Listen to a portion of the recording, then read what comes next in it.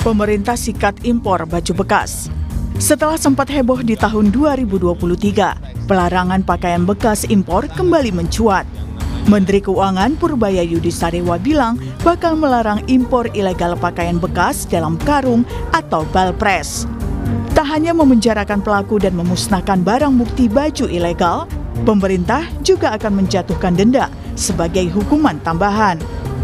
Kata Purbaya, dia sudah mengantongi sejumlah nama yang biasa melakukan praktik impor ilegal pakaian bekas. Ya nanti dia beli pakaian-pakaian dari produsen dalam negeri lah. Kan masa kita melegalkan yang ilegal, sementara produsen dalam negeri mati, kan sama juga untungnya nanti dia dapatnya. Kan mereka yang penting untung kan. Saya pernah bilang kan, tanya ke orang bea cukai apa hukumannya hanya ditaruh di mereka, barangnya dimusnahkan, terus orangnya dipenjara. Saya bilang saya rugi, cuma udah ngeluarin uang buat musnahin barang, terus ngasih makan orang lagi. Jadi nanti barangnya dimusnahkan, orangnya denda, dipenjara juga, dan akan di blacklist. Yang terlibat itu saya akan larang impor seumur hidup. Pernyataan Menteri Keuangan ini pun ditanggapi para pedagang pakaian bekas. Mereka berharap pemerintah membuat aturan yang jelas, sehingga tidak merugikan UMKM yang berbisnis pakaian bekas atau thrift. Thrifting juga kalau diambil dari sisi positifnya, kita mengurangi pengangguran juga, mengurangi limbah juga. Terus kita barang-barangnya meski di luar terus tetap steril, kita tetap sterilkan, dan semoganya ke depannya kita bisa berdampingan dengan brand-brand lokal dengan regulasi yang jelas dari pemerintah. Sangat sedih pastinya gitu, karena mata pencarian kami di sini gitu. Tapi ya semoga untuk kedepannya bisa untuk thrifting dan brand-brand lokal bisa seiring berjalan bersama gitu. Lalu bagaimana tanggapan masyarakat soal pelarangan impor baju bekas? Sebenarnya kalau thrifting dari luar negeri itu aku termasuk yang netral aja, karena aku juga jarang menggunakan produk luar negeri. Nah, mungkin dari Menku Perbuaya itu sangat bagus ya kebijakannya untuk thriftingnya itu dari lokal aja gitu, menstop dari luar negeri. Tapi mungkin bagi banyak masyarakat itu disayangkan karena mereka pengguna kan. Karena aku sebenarnya nggak terlalu pengguna thrifting dari luar negeri, jadi aku di netral aja sih Kak, nggak apa-apa. Kalau menurut saya sih tidak setuju dengan apa yang kebijakan dari Pak Purbaya ya. Karena saya sangat pecinta thrifting, selaku pelaku pembeli atau bayar thrifting juga.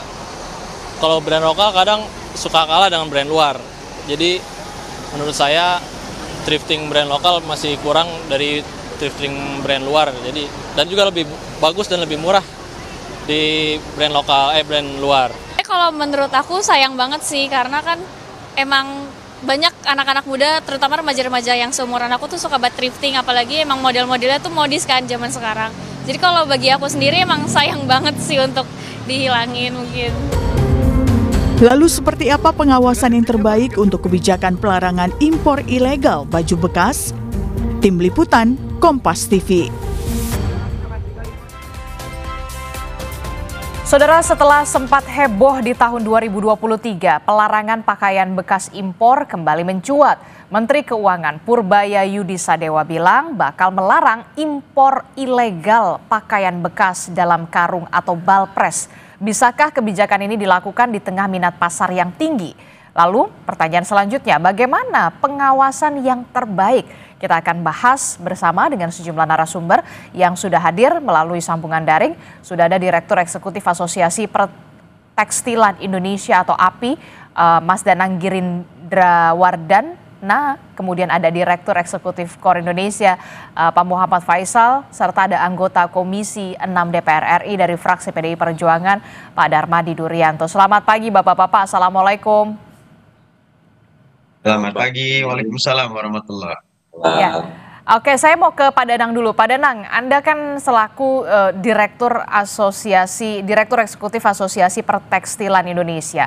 Saya ingin tanya dulu, sebenarnya seberapa berat persaingan antara produk tekstil lokal kita dan juga baju bekas impor selama ini yang kalau kita lihat harganya murah, kemudian kualitasnya juga bagus begitu ya, ada juga yang bagus begitu. Nah, sejauh ini seberat apa persaingan antara produk impor Balpres ini dan juga produk UMKM lokal kita? Ya, persaingan sebesar apa tidak bisa disandingkan ya antara produk-produk pakaian baru dengan produk pakaian bekas ya. Ini bukan seperti mobil baru dengan mobil bekas, sangat berbeda sekali.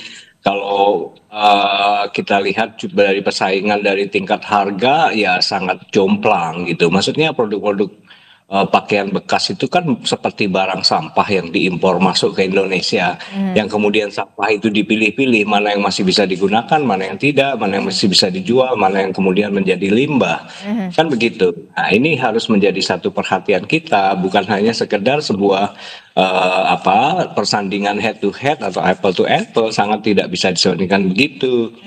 Kita melihat ya produk-produk UKM kita kalau dari segi harga ya memang dijual agak sedikit lebih mahal dibandingkan harga-harga yang kami sebut pakaian bekas limbah itu. Tetapi begini, kemahalan itu kan juga sangat tergantung pada jenis produknya, bahannya, fashion style-nya, dan kegunaannya. Jadi sangat tidak komparatif. Nah, yang harus kita lihat adalah kita sedang melakukan satu public education. Apakah pemerintah akan membiarkan generasi kita terus-menerus mengkonsumsi yang disebut baju thrifting itu, dan apakah juga kemudian kita akan memelihara pembiaran yang terjadi di mana para UKM kita, para penjual kita menjual barang-barang sampah yang disebut dengan ilegal itu. Nah, ini kan suatu public education tidak hanya kepada masyarakat pengguna tetapi juga masyarakat yang berdagang gitu. Apakah kita terus-menerus akan membiarkan situasi ini? Sebenarnya tahun 2015 pelarangan itu sudah dikeluarkan. Dan kemudian diperbaiki lagi dengan Permendag 40 tahun 2022. Nah, ketika begitu banyak peraturan sudah dikeluarkan, tetapi kita tetap mengesampingkan adanya peraturan itu. Bahkan kalau kita lihat seputar radius 2 km dari istana pun pasar-pasar thrifting menjamur. Dan pembiaran itu terus-menerus kita lakukan oleh aparat penegak hukum kita dan oleh pejabat pemerintah kita. Apakah situasi ini akan terus kita biarkan? Itu problemnya. Jadi kalau menurut Anda kan kalau dari aturan ini kan ibaratnya bukan permasalahan baru ya. Ini sudah lama sekali terjadi begitu, aturannya sudah ada.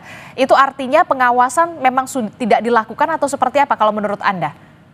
Menurut saya ini sebuah pembiaran yang sistematis ya. Pengawasannya di mana pengawasan? Dan banyak sekali kejadian-kejadian dilakukan oleh pemerintah melalui satgas pemberantasan impor. Tapi apa gunanya itu? Banyak sekali seremoni-seremoni dilakukan bahkan di halaman Kementerian Perdagangan.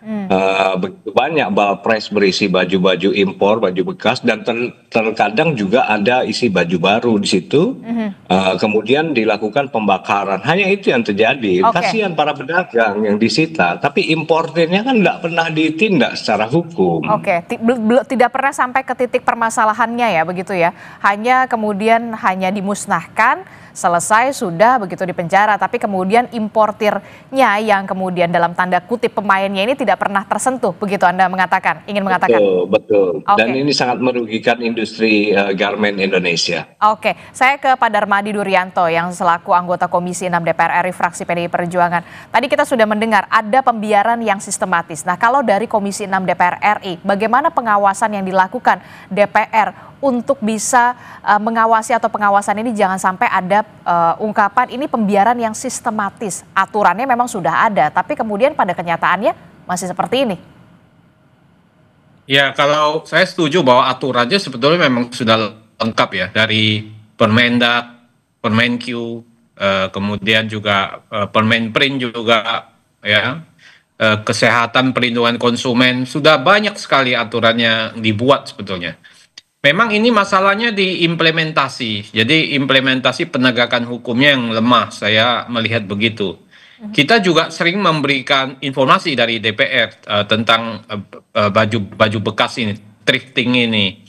Tetapi memang kemudian karena penegakan hukumnya lemah, ya kita ikut juga pernah sidak di Bandung 11 gudang 19 ribuan bal press thrifting ini senilai 112,35.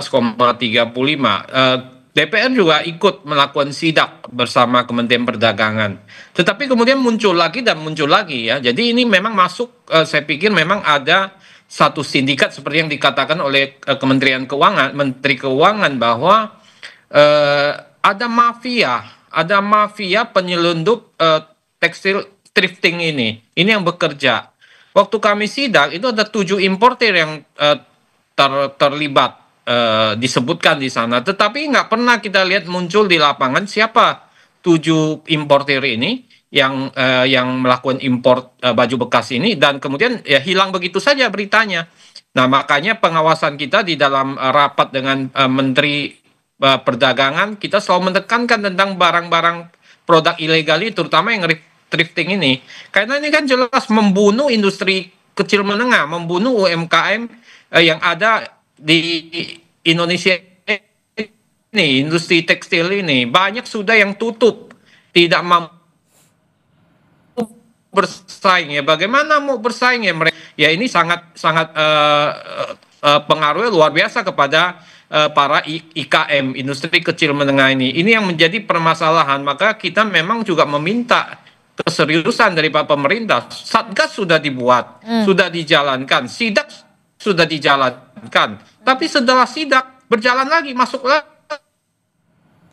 Oke. Saya mencatat angka bahwa tahun 2023 sampai 2024 itu ada kenaikan 2 kali lipat itu yang barang impor masuk ke Indonesia. Ada dari 12,85 ribu ton kemudian naik 2 kali lipat kenaikannya. Jadi penegakan hukum sidak kemudian hanya kosmetik saja saya lihat. Kemudian setelah itu kemudian terjadi lagi, masuk lagi.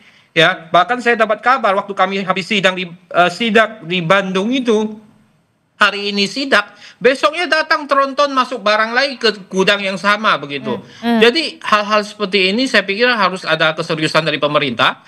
Apakah pemerintah serius ini masalah baju bekas thrifting ini? Karena ini luar biasa pengaruhnya. Jadi jangan kita berbicara mengenai berdiri di atas kaki sendiri begitu dalam bidang ekonomi. Tetapi yang terjadi adalah kita berlutut sebetulnya sekarang. Kedaulatan ekonomi itu sudah nggak ada begitu.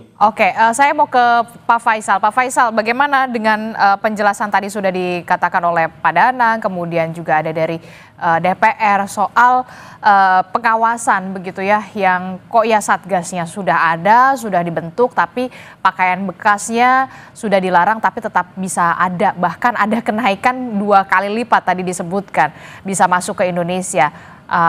Jadi menurut Anda apa yang salah dari aturan ini sebenarnya? Atau kemudian memang pelaksanaan pengawasannya memang sama sekali tidak dilakukan? Ya, saya mengkonfirmasi memang enforcement-nya yang lemah.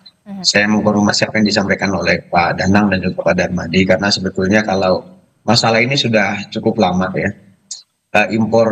Banjir impornya sudah cukup lama, bukan hanya yang legal tapi juga ilegal. Dalam catatan saya memang betul bahwa sampai dengan beberapa kuartal terakhir ini ada peningkatan yang besar arus impor, kecenderungan impornya cukup besar, dan ini sangat mungkin ini adalah ilegal. Karena begini, kalau dari pencatatan Indonesia, ini saya ambil beberapa contoh produk saja ya. Beberapa ini sepertinya dari sekian banyak produk sebetulnya ada pakaian, sudah ada pakaian laki-laki, ada pakaian wanita, tapi yang kayaknya lebih banyak ini di wanita. Jadi saya ambil misalnya untuk kategori pakaian wanita yang outers ya, itu jaket, blazer dan lain-lain. Kalau di pencatatan Indonesia misalnya di kuartal kedua tahun ini itu impornya hanya 2,9 juta US dollar. Tapi ekspor, kalau kita bandingkan sama catatan ekspor Cina ke Indonesia untuk golongan produk yang sama, itu 15,5 juta US dollar. Jadi ada lebih dari 5 kali lipat perbedaannya gitu. Walaupun ini bisa ya, satunya kan CIF, satunya FOB. Tapi tidak mungkin perbedaannya tuh sampai 5 kali lipat itu.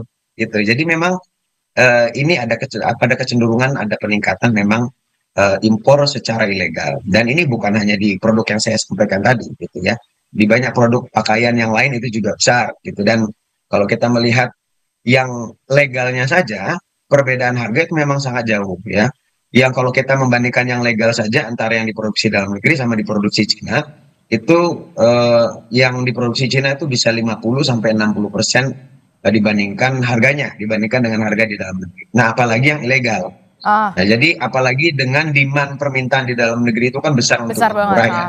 Nah, jadi itu akan sangat mungkin dengan ada pihak-pihak atau oknum-oknum yang memang ingin mengambil keuntungan Ada celah pribadi di sana dari ya. bisnis ini, betul ya. Jadi kalau tidak ada pengawasan dan enforcement yang betul-betul tegas ya dari pihak otoritas, nah ini akan terus berlarut-larut. Dan setahu saya dari diskusi-diskusi untuk mengatasi permasalahan ini lintas kementerian dan juga melibatkan asosiasi sudah ada ya, oleh Kemendak juga sudah ada gitu. Lemahnya sekali lagi dieksekusi gitu ya. Jadi memang perlu ada eh, figur yang kuat ya, dan institusi yang kuat dari atas gitu menurut saya untuk bisa menertibkan ini gitu. Oke, menurut Anda dengan yang diungkapkan oleh Menteri Keuangan Purbaya Yudi Sadewa ini tidak hanya soal pemusnahan saja, tidak hanya soal penjara Bukan. saja, tapi kemudian harus didenda, harus didenda. Iya. Cukainya harus Ada efek jerah. ada Ada efek efek jerah. jerahnya gitu. Jadi harus ada dendanya tuh juga itu bahkan kalau di kasus-kasus yang lain itu yang lebih jauh lagi ada sampai bukan hanya denda, jadi sampai penjara gitu. Nah, jadi kalau tidak ada enforcement yang kuat begitu ya akan terus terjadi gitu. Dan ini salah satu yang menjadi masalah yang menyebabkan kenapa industri manufaktur yang tekstil dan produk tekstil kita itu berdarah-darah sampai PHK sampai dengan saat sekarang gitu. Oke, apalagi Ini masalah salah satu terbesarnya. Ya. jadi menurut Anda memang eksekusinya memang harus diperkuat lagi di sana, tidak hanya soal pemusnahan saja, tapi juga ada denda. Selama ini memang tidak ada denda yang diberikan oleh pemerintah dari bea cukai. Kita sudah tahu lah ya, ini kan masuk juga dari pelabuhan-pelabuhan tikus barang ini. Saya sejauh pemantauan saya ada memang hukuman dalam bentuk pemusnahan ya. Nah, tapi denda itu belum ada setahu saya. Apalagi sampai kemudian dipidanakan, dipenjarakan gitu secara aturan. Nah, itu baru secara aturan. Nah, kalaupun nanti ada misalkan ditentukan bahwa aturannya harus didenda dan lain-lain. Nah, masalah yang terbesar juga adalah eksekusinya, menegakkan aturan tersebut. Ya, jadi ada dua hal yang menurut saya memang perlu di follow up secara lebih serius dan segera ya. Tapi kan kemudian itu tadi kita sudah melihat dari sisi pemerintah soal kerugian begitu ya. Tapi kemudian kita juga tidak bisa menutup mata ya, Bapak-bapak, ada mata pencaharian di sana begitu ya, pedagang-pedagang yang memang sudah kadung lah dalam tanda kutip sudah ada dalam bisnis itu begitu. Nah, apa yang bisa Anda sarankan begitu ya? Jangan sampai kemudian juga mematikan mata pencaharian mereka, Pak Faisal. Ya. Ini makanya kebijakan itu kan harus balance hulu dan hilir, sisi produksi dan juga sisi konsumsi. Nah, kalau yang dikatakan tadi memang ada bisnis dari sisi konsumsi ya, retail yang mengandalkan pakaian bekas, tapi kalau ilegal ini sebetulnya menyangkut banyak UMKM, tapi ini sebetulnya kan tidak legal ya, dan merugikan sisi hulunya produksi dalam negeri gitu. Jadi memang menciptakan lapangan kerja di sisi perdagangan, tapi di sisi produksinya menurun lapangan kerjanya gitu. Dan ini kan berarti tidak baik. Nah, memang perlu ada dijaga dulu nih. Kalau memang sudah masuk ya ini dan sudah mereka beli, sudah mereka perdagangkan. Nah, ini memang sudah terjadilah.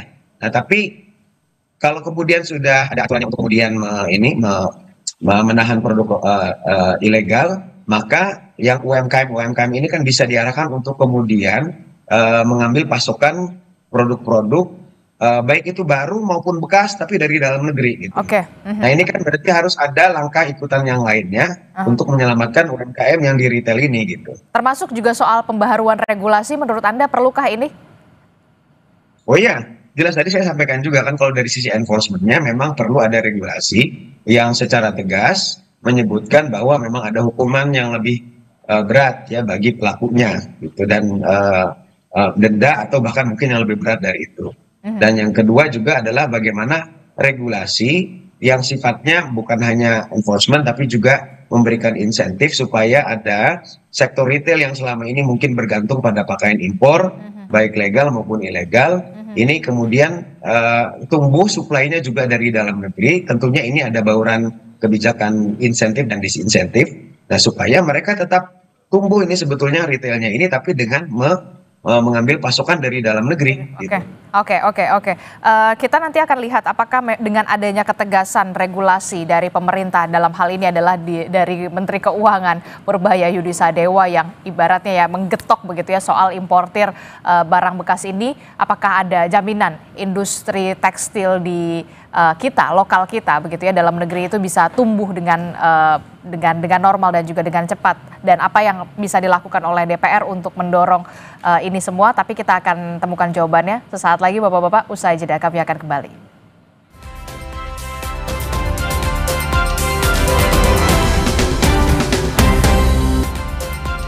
Terima kasih Anda masih bersama kami dalam Sapa Indonesia Pagi. Saudara, kita masih membahas soal langkah tegas yang dilakukan oleh Menteri Keuangan Purbaya Yudi Sadewa begitu ya untuk melakukan pengawasan ekstra ketat terhadap importir dari pakaian bekas atau balpres begitu ya. Kita masih membahasnya bersama dengan DPR, kemudian juga ada dari asosiasi dan juga Mas Faisal begitu. Mas Faisal, saya ingin tanya dulu. Ini kan kalau kita lihat harganya kalau yang balpres begitu ya, pakaian bekas sudah pasti lebih murah begitu. Ya mau nggak mau UMKM kita, industri tekstil kita sudah pasti mati lah ya kalau misalkan mau lawannya saingannya sama pakaian balpres begitu ya, thrifting pakaian bekas begitu. Nah, apa yang bisa dilakukan oleh pemerintah begitu ya untuk bisa tidak hanya soal menekan soal balpres ini pengawasannya, pelarangannya, tapi juga industri tekstil kita juga bisa tetap bersaing dan juga tetap hidup di sana. Apa yang bisa dilakukan oleh pemerintah? Ya, ada intervensi dari sisi atau langkah-langkah dari sisi hilir dan juga tentu saja dari sisi hulunya supaya produk-produk yang dihasilkan dari industri dalam negeri itu lebih bisa bersaing dari sisi harga ya, dan juga tentu saja dari sisi kualitas ya. Karena kalau lihat tadi yang saya sampaikan dari sisi harga, jangankan yang ilegal, yang legal pun itu produk impor itu dia bisa setengah daripada harga produksi di dalam negeri. Tapi seperti yang saya katakan tadi, bahwa mereka bisa murah karena ada berbagai macam insentif diberikan, tax rebate, kemudian efisiensi dari sisi logistik, sampai kemudian juga dalam hal pengapalan sampai ke negara tujuan ekspornya, yang sehingga ketika sampai di negara tujuan ekspornya memang jauh lebih murah dibandingkan dan bersaing dengan produk dalam negeri kita yang serupa, yang tidak mendapatkan insentif sebesar itu tadi yang diberikan oleh negara asal impornya. Nah, sehingga artinya intervensi dari sisi hulu ini harus lebih serius ya, ini karena sebetulnya disuarakan udah lama nih Mbak gitu. Jadi harus ada insentif yang terstruktur ya untuk bisa membantu memperbaiki dari sisi biaya produksi ya, baik itu energi maupun logistik dan lain-lain yang kita memang pada dasarnya lebih mahal ya.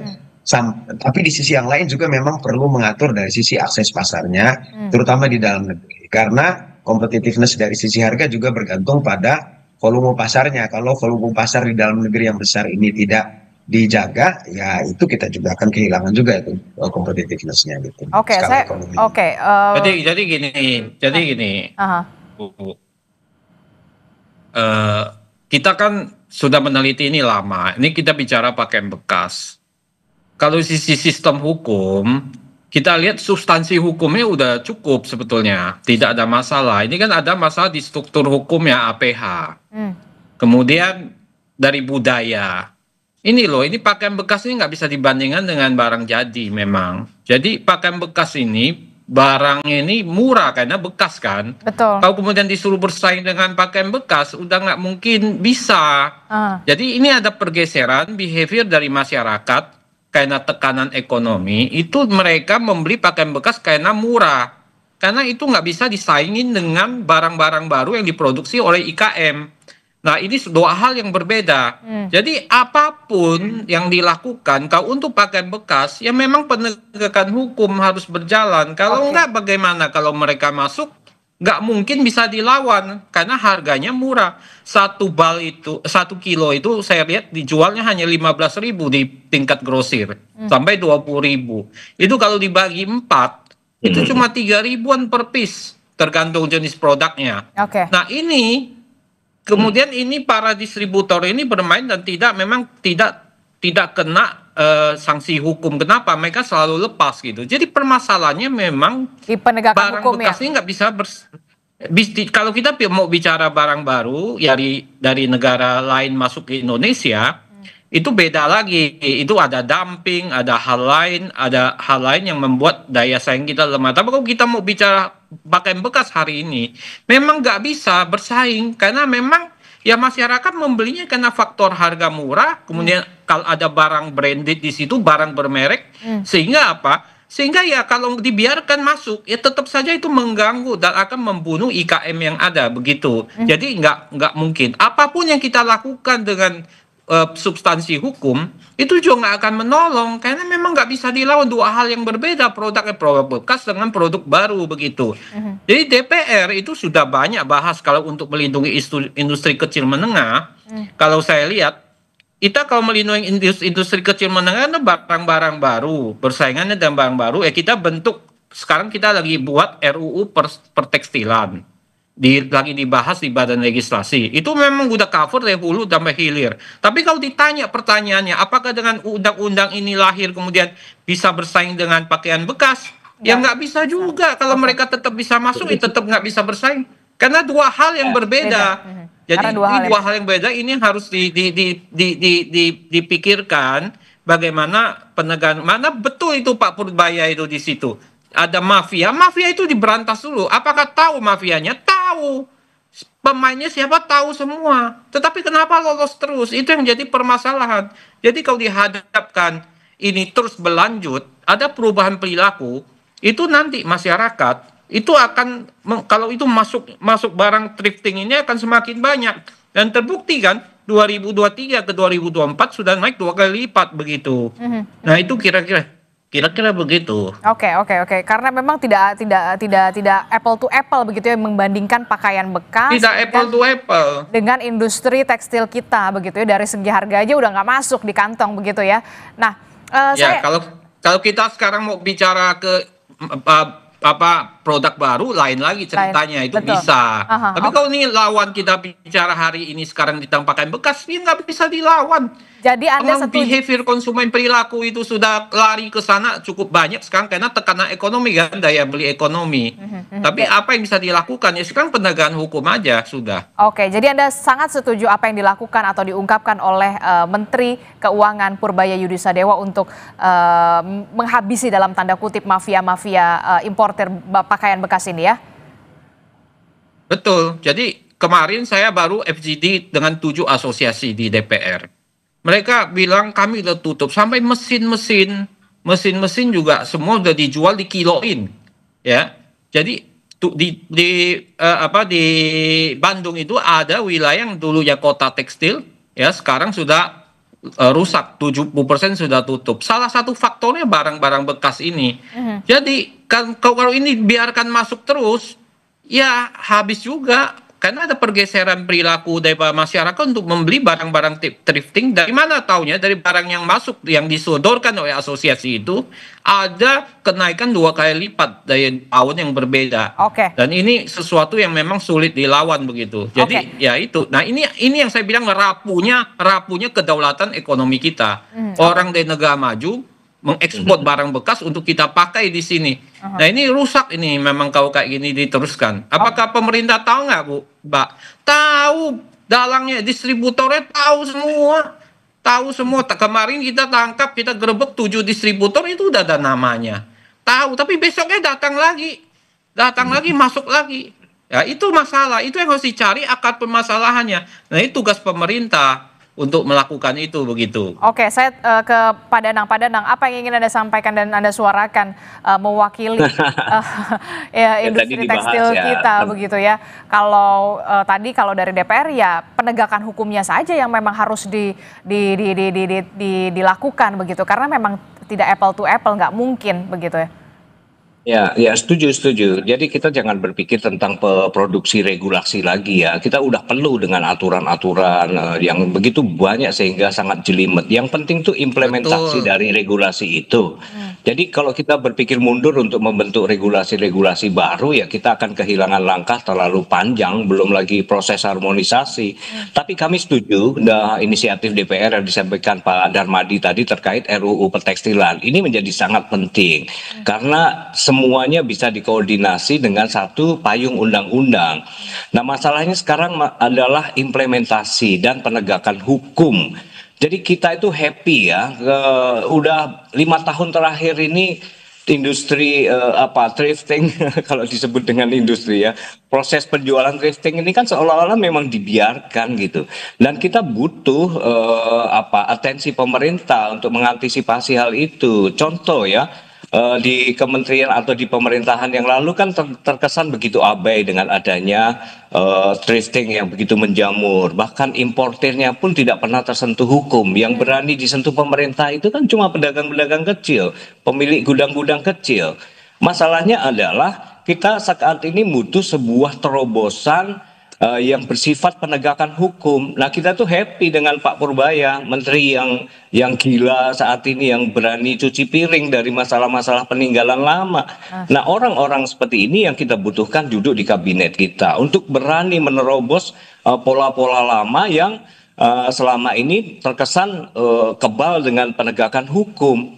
Tetapi kita juga butuh bukti nih. Saat ini kan masih statement-statement. Kita butuh buktinya di lapangan seperti apa. Saya sepakat bahwa semua data-data itu ada. Dan satu contoh ya Mbak, importasi Balpres itu tidak selalu melalui pelabuhan tikus ya.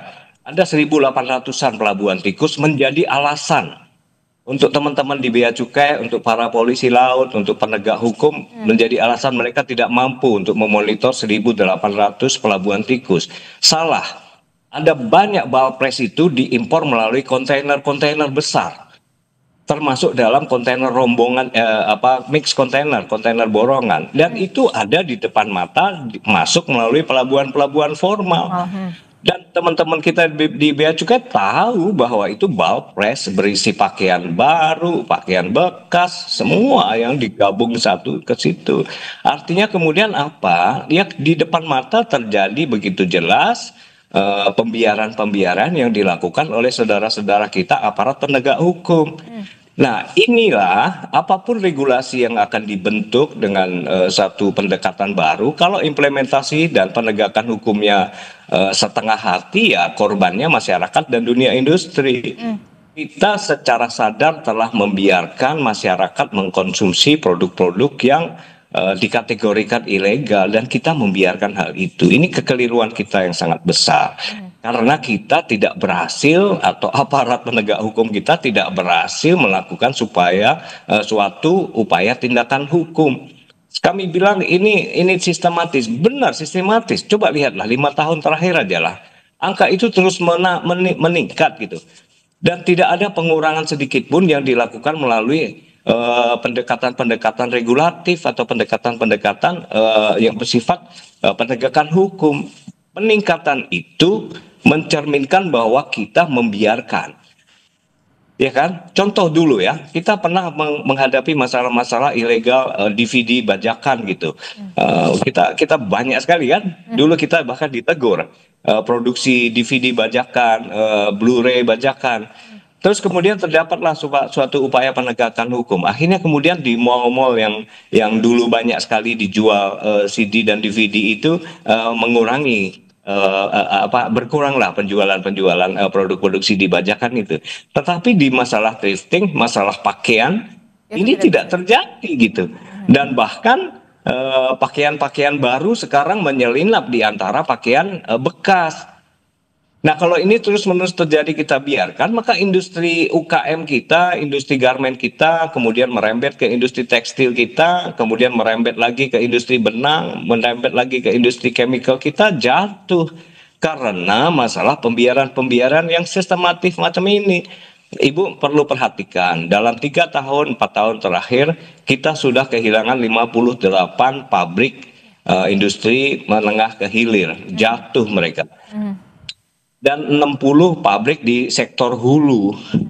Artinya ada 100 sekian pabrik kita sudah kita biarkan jatuh karena upaya penegakan hukum yang tidak ada law enforcement yang cukup berarti, dan ini menjadi masalah yang sangat besar saat ini.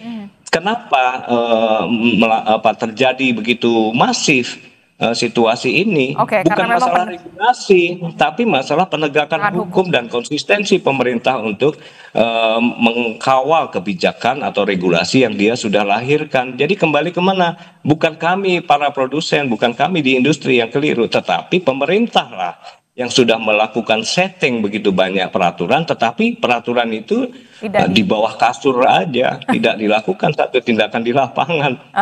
Jadi percuma saja aturannya banyak dan juga beragam, tapi kalau memang tidak ada penegakannya di lapangan, eksekusinya tidak ada, sama saja bohong begitu ya. Dan tadi Anda sebutkan kita butuh pemimpin yang cuci piring bukan cuci tangan begitu ya, Mas Danang ya. Menteri Purbaya ini kami sebut menteri berani cuci piring gitu. Itu kita butuh tokoh-tokoh macam itu, tapi jangan hanya di retorika politik. Tapi kemudian eksekusinya. Kami butuh eksekusi di lapangan. Kalau perlu kami bantu dah, kami siapin sabunnya, kami siapin sikatnya sehingga mencuci piringnya itu lebih bersih lagi gitu. Terakhir Mas Faisal, apa yang ingin Anda sampaikan soal ini, soal penegakan hukumnya, evaluasinya seperti apa? Jangan sampai kemudian kita hanya menjadi penonton di negeri sendiri.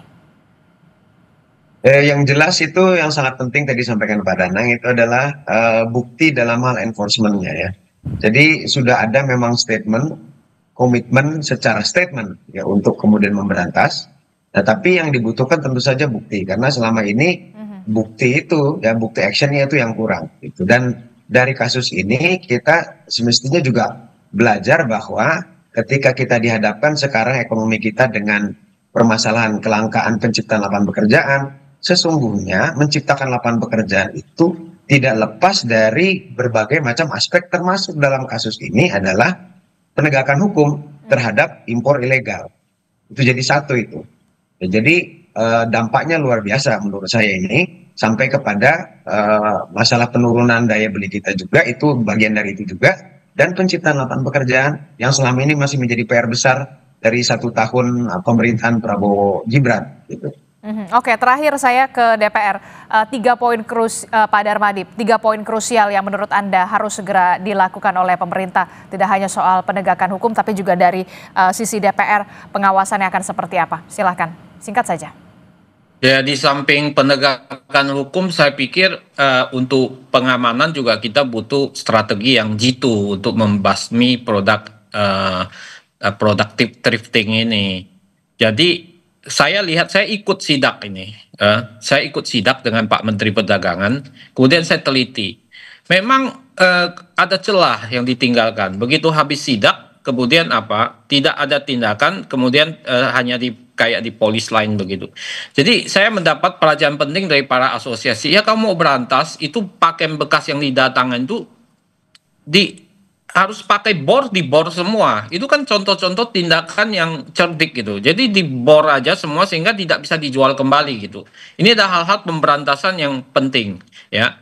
Poin kedua, kita harus kembali kepada memang pemerintah harus kembali kepada Trisakti. Artinya apa? Harus berdikari dalam bidang ekonomi. Nah, kalau kayak gini kan kedaulatan ekonomi kita rapuh, hilang. Jadi pemerintah harus memikirkan bagaimana kemudian bisa menjalankan prinsip Trisakti Bung Karno ini. Nah, yang selanjutnya adalah bahwa kita lihat apa yang harus kita lakukan. Ini semua nanti tergantung kepada presiden sebetulnya. Karena kami di DPR itu sudah mengalami dengan banyak menteri. Sudah banyak sekali dan akhirnya mentok semua memang kalau saya lihat. Kenapa? Ya tahu persoalannya, tahu semua, tetapi ya mentok gitu. Jadi kalau kita cerita teori-teori ini banyak sudah kita DPR mempersoalkan kayak gini dan mentok dari menteri ke menteri juga mentok. Saya nggak bisa menjelaskan secara detail, tetapi memang ada sesuatu yang membuat mentok ini. Nah akhirnya ini harus kembali kepada leader, presiden harus turun tangan dengan tegas untuk mengamankan. Kalau enggak, ini banyak sekali para IKM, pabrik-pabrik yang dari hulu yang tadi pabriknya ada 60 tutup ini akan berlanjut dan banyak pengangguran akan terjadi begitu. Oke, jadi perlu ketegasan juga dari pemimpinnya untuk bisa terus memberantas ini karena jangan sampai